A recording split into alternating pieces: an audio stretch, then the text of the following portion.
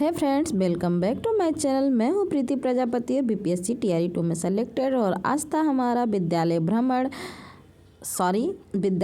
नहीं था, मतलब विद्यालय जा कर के हम लोग गांव जा कर के बच्चों को बुलाना था, जो एक नया एक्सपीरियंस था। पहले तो जब मुझे बोला गया मैडम आपको भी जाना है, तो हाथ पांव फूल गए, चेहरा लाल हो गया कि गांव में न रास्ता देखे न कुछ। फिर पता चला नहीं, हम 4-5 टीचर एक साथ जाएंगे तो आसान रहेगा। हाँ, सर भी साथ में थे तो हम लोगों को इजी हो गया गांव जाके बच्चों को बोलना, जागरूक करना, उनको ये कहना कि अपनी बच्चियों को, अपने बच्चों को स्कूल भेजिए, स्कूल आने के लिए कहिए। और पेरेंट्स का जवाब, कुछ पेरेंट्स बहुत अच्छे जागरूक थे कि हाँ हम मार के भगाएंगे, हम भेजेंगे, रोज़ स्कूल भेजेंगे, हम टिफ़िन दे के भेजते हैं, ये नहीं, बच्चा नहीं जाना चाहता। और कुछ पेरेंट्स ऐसे थे कि लड़कियां हैं स्कूल कैसे जाएंगी। जी हाँ, आज भी हमारा यही सच्चाई है कि हम अपने बच्चों को स्कूल ही नहीं भेजना चाहते। खास करके सरकारी विद्यालयों की स्थिति अभी बहुत ख़राब हो गई है। यहाँ टीचर को बोला जाता है कि पढ़ाते नहीं हैं, बट ऐसा कुछ नहीं है। बच्चे पढ़ाई की वजह से नहीं भागते, बच्चों पढ़ना ही नहीं चाहते, इसलिए विद्यालय से गायब रहते हैं।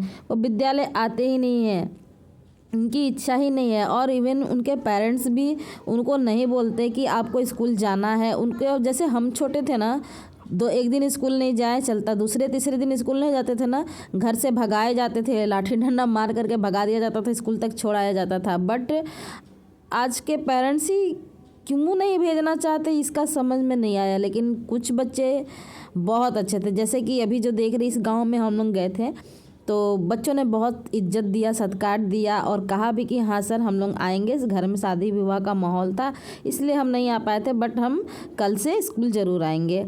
तो अच्छा लगा सुन करके। और इनके पेरेंट्स भी जागरूक थे, बच्चों को स्कूल भेजने के लिए तैयार थे। तो मैं आपको ये कहानी इसलिए बताई कि आज हम लोगों ने क्या किया, क्योंकि बहुत से लोगों का ये सवाल था कि विद्यालय में प्रथम दिन जाएं तो अपना कॉन्फिडेंस लेवल कैसे बढ़ाएं।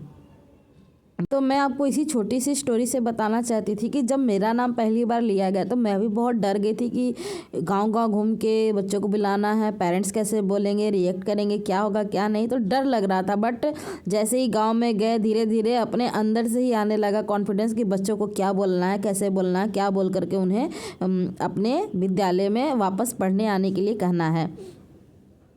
अब मैं आपके कमेंट का जवाब देती हूँ कि कैसे हम लोगों को जो है अपना फर्स्ट डे कॉन्फिडेंस लेवल को हाई रखना है विद्यालय जाएं तो देखिए, सबसे पहले तो कोई भी चीज़, जब हम एग्ज़ाम देने भी जाते हैं तो बहुत नर्वस होते हैं।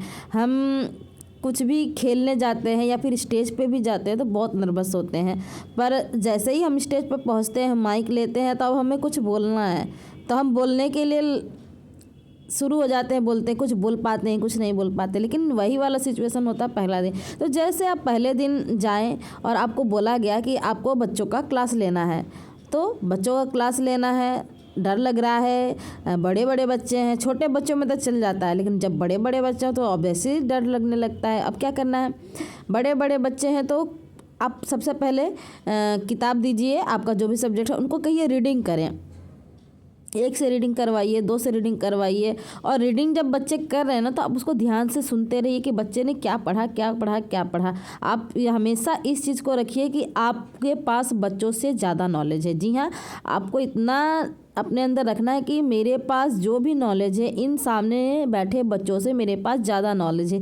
यह कुछ भी सवाल करेंगे तो मैं इनका जवाब दे सकती हूँ। अब आप रीडिंग करवा रही हैं, उसी में से सुनते जाइए, कुछ 2-4 क्वेश्चन आएंगे, क्वेश्चन के आंसर आएंगे, बस आप उन क्वेश्चन को पकड़ लीजिए और बोलिए उनको, चुप हो जाइए। अब उस क्वेश्चन को पूछिए बच्चों से, आप बताओ, आप बताओ, आप बताओ। तो ऐसे क्या होगा, बच्चों में थोड़ा सा डर बैठेगा और बच्चे शांत हो जाएंगे। जो हल्ला करते रहते हैं वो भी शांत बैठे रहेंगे कि अरे कहीं मैडम मेरा ही नाम ना बोल के उठा दें कि जो है कि मुझे जवाब देना पड़ेगा। देखिएगा कुछ बच्चे जो होते हैं ना, छुप छुप करके देखते, कहीं मैडम मेरे को तो नहीं देख रही, मैडम मेरा नाम तो नहीं लेंगी, सर मेरा नाम तो नहीं ले लेंगे। तो इस तरह से बच्चे थोड़ा सा जो उद्दंडता होती है उनकी शांत हो जाती है। इसलिए सबसे पहला आपका स्किल है बच्चों को संभालने का और अपना कॉन्फिडेंस लेवल हाई करने का। क्वेश्चनिंग कीजिए, बच्चों से आप जितना क्वेश्चन करेंगे ना, बच्चा उतने ही शांत रहेंगे और आपके कंट्रोल में रहेंगे। देखिएगा जब भी बच्चे क्लास में हल्ला करने लगते हैं ना, पूर्व ज्ञान का क्वेश्चन पूछने लगे, पिछले क्लास में जो आप पढ़ाएं उसका क्वेश्चन पूछने लगे। देखिए आप बच्चे शांत हो जाते हैं।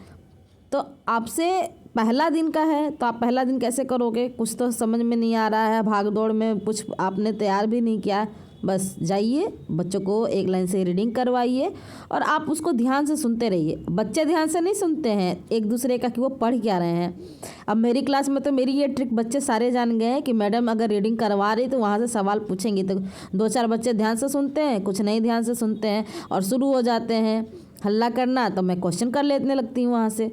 अब वो बच्चे शांत हो जाते हैं। तो ये ट्रिक आप अपनाइए, देखिएगा आपका कॉन्फिडेंस लेवल हाई रहेगा, क्वेश्चनिंग स्किल आपकी अच्छी होनी चाहिए। आप रीडिंग करवाइए बच्चों से सवाल पूछिए, बच्चों को इंगेज रखिए, बच्चों को। और मुंह से बोलने से ज़्यादा ना अगर आप ब्लैक बोर्ड भी यूज करते हैं ना तो बच्चे ज़रूर शांत रहेंगे। नहीं तो अगर आप मुँह से बोल के कुछ लिखवा रहे हैं ना, मैडम इसके आगे क्या, मैडम क्या, मैडम क्या, मैडम क्या, क्योंकि सारे बच्चे समान नहीं होते हैं, कुछ धीरे धीरे लिखते हैं, कुछ जल्दी लिखते हैं, कुछ बहुत ही जल्दी लिख लेते हैं, तो सबको मैच करना होता है। बोलिए और हार्ड क्वेश्चन, हार्ड वर्ड जो आते हैं उसको लिखते जाइए, तो आपका कॉन्फिडेंस लेवल हाई रहेगा। उम्मीद करती हूँ आपको अच्छे से समझ में आया होगा। फिर भी नहीं समझ में आया तो कमेंट करके पूछ लीजिएगा। अब मैं आपका ध्यान दूसरी तरफ आकर्षित करती हूँ। दूसरा कमेंट है कि मेरे ससुराल वाले मुझे एग्ज़ाम दिलाने नहीं ले गए। देखिए जैसा कि मैंने जब गांव में घूमा, वहाँ की लोगों की मानसिकता पता चली कि लड़कियों को के लिए नहीं भेजना चाहते, और यही सवाल और यही जवाब सारी लड़कियों ने दिया जो भी घर में उस वक्त पकड़ी गई कि हम अकेले हैं इसलिए नहीं जाते हैं, हम अकेले हैं इसलिए घर नहीं जाते हैं, हम अकेले हैं इसलिए नहीं जाते हैं। मतलब जब सारी लड़कियाँ अकेली ही हैं तो सब मिलके एक क्यों नहीं हो जाती हैं और एक होके आ जाए। फिर दूसरा था हम बहुत दूर हैं इसीलिए स्कूल नहीं जाते। अरे जब आपने एडमिशन लिया है तो कुछ सोच समझ के लिया होगा। स्कूल आ रहे हो आप, यहाँ हमको पढ़ना है, इतना दूर है, इतनी दूर स्कूल में एडमिशन ले लिया है तो हमको पढ़ने जाना है। सीधा तो सवाल यही है। तो इसके माध्यम से मैं आपको ये बताना चाहती हूँ कि हमारे घर में, हमारे समाज में मानसिकता अभी भी वही है कि लड़कियाँ अकेले बाहर कैसे रहेंगी। लेकिन उनको अपनी, इसका मतलब है कि उनको अपने बच्चों, अपने वाइफ, अपनी बीवी, अपने बहू बेटियों पे भरोसा नहीं है। आप एक बार भरोसा करके तो देखिए। जाइए आप जहाँ भी एग्ज़ाम होता है जाइए, उनके साथ जाइए, एग्ज़ाम दिला के आइए, कहिए मैं तुम्हारे साथ हूँ, बहुत अच्छा होगा। उन्हें पढ़ने का अच्छे से अच्छा मौका दीजिए। और हाँ, इतना तो सत्य है कि नौकरी कभी भी आपको अपने घर में नहीं मिलती। बहुत ही लक्की लोग होते हैं जिनको अपने घर में नौकरी लग जाती है। इवन आप जहाँ भी देखिए, दिल्ली में, मुंबई में, बॉम्बे, नागपुर, पुणे, कहीं भी रहने वाले लोग हैं वो सब घर से दूर हैं, सब घर से दूर ही नौकरी कर रहे हैं, चाहे वो प्राइवेट जॉब में है चाहे गवर्नमेंट जॉब में है। बहुत ही कम होता है जिन्हें अपने घर के पास नौकरी मिल जाती, वो बहुत लकी हैं। तो इतना तो पेरेंट्स को समझना ही होगा कि एग्ज़ाम देने हमें दूर ही जाना है और एग्ज़ाम्स पास करने के बाद आपको दूर मिलेगा, या फिर घर के पास भी आप आ सकते हैं, ट्रांसफ़र ले सकते हैं। हो सकता है 5 साल बाद, 10 साल बाद आपका ट्रांसफ़र हो जाए, बट एग्ज़ाम ही नहीं दिलाने ले जाएंगे इस डर से कि बच्ची बिहार में या फिर इंडिया के किसी भी स्टेट में कैसे रहेगी। तो आप खुद सोचिए, आप भी अगर कहीं जॉब करते हैं, बिजनेस है तो कोई बात नहीं, अगर कहीं जॉब करते हैं, आपके आसपास के लोग कहीं दूर ही जाके रहते हैं, एकाएक नहीं सब कुछ सेट हो जाता। 2-4 दिन आप उनके साथ रहिए, महीना दिन रहिए, 15-20 दिन रहिए। जब वो आपकी बच्ची वहाँ रहने के हिसाब से सब कुछ जान जाए, सब कुछ समझ जाए, तब आप उसे वहाँ से छोड़ के अपने घर भी जा सकते हैं। इतना तो हेल्प कर सकते हैं। ये नहीं कि मुझे अपनी बच्ची को भेजना ही नहीं है और आप इस डर से एग्ज़ाम ही नहीं दिलाने लगे कि वो सिटी कैसी होगी, वो जगह कैसा होगा, वहाँ के लोग कैसे होंगे। तो ये बहुत गलत बात है। कम से कम बच्ची पढ़ रही है, इतनी मेहनत कर रही है, तो कम से कम उन्हें एग्ज़ाम दिलाने ज़रूर ले जाना चाहिए। ठीक है, आगे उनकी नियुक्ति होती है, नौकरी होती है नहीं होती अलग की बात है, पहले आप एग्ज़ाम तो देने जाने दीजिए। और दूसरी बात इससे रिलेटेड ये है, या तो आप जानते हैं मेरी बच्ची, मेरी बेटी की तैयारी बहुत अच्छी है और वो इस एग्ज़ाम को क्लियर भी कर लेगी और नौकरी भी पा लेगी, तो ये बच्ची या बहू या बेटी नौकरी कर लेगी तो घर से दूर रहेगी, तो मेरे घर का काम कौन करेगा। जी हाँ, एक कटाक्ष है, लोगों को बुरा भी लगेगा। लोग इस डर से भी अपनी बेटियों को, अपनी बहुओं को नहीं पढ़ाते, नहीं आगे बढ़ने देते हैं कि ये अगर चली जाएंगी तो घर का काम कौन करेगा। आज बहुत सारी महिलाएं बहुत ऊंचे ऊंचे पद पर हैं, बहुत ऊंचे ऊंचे जगहों पे हैं, तो क्या उनके घर का काम नहीं हो रहा? ऐसा थोड़ी ना है कि घर का काम नहीं होता है, घर के काम भी होते हैं। आज मैं यहाँ हूँ, इतनी दूर हूँ घर से, अपने जॉब में हूँ, अपना जॉब अच्छे से निभा रही हूँ, तो क्या घर मेरा नहीं है? सो देखिए, वर्किंग वुमेन के साथ बहुत सारी समस्याएं होती हैं कि बच्चों को कौन देखेगा, घर कौन संभालेगा। इवन वर्किंग वुमेन जो होती है ना, वो खुद भी चाहती है कि अपने बच्चों को अच्छी केयर करे, अपना बेस्ट दे, लेकिन अगर वो 8 घंटे की ड्यूटी कर रही तो उस बीच में वो घर पे नहीं है, उतनी देर आपको घर संभालना ही होगा, बाकी टाइम तो वो घर पे ही है। और हाँ, अगर वो वर्किंग पे जाती है, आके थक जाती है, तो कोई बात नहीं ना, आप लोग भी तो हो उसकी सहायता के लिए। ये नहीं कि घर का पूरा काम बहू ही करेगी, बहू के ही ऊपर आप छोड़ देते हैं। अरे आप मैड भी रख सकते हैं, बहू खुद ही मैड रख लेगी, झाड़ू पोछा बर्तन के लिए, बाकी खाना बनाना वो खुद कर लेगी, उसके ऊपर भी बर्डन नहीं होगा कि थक गई है, अपने बच्चों को भी समय दे पाएगी। तो लोग नहीं समझना चाहते, लोग चाहते नहीं घर की काम बहू ही करे। तो यह एक बहुत ही कड़वा सच्चाई है जो मैंने बोला आज। इसीलिए लोग अपनी बच्चियों को पढ़ाने और एग्ज़ाम दिलाने नहीं ले जाते, और उन बच्चियों की बहुत इच्छा होती है कि मैं पढ़ लिख करके कुछ अच्छा करूं, अच्छा एग्ज़ाम दूं और अच्छी नौकरी लूं। तो ये इस बहन के लिए जवाब था।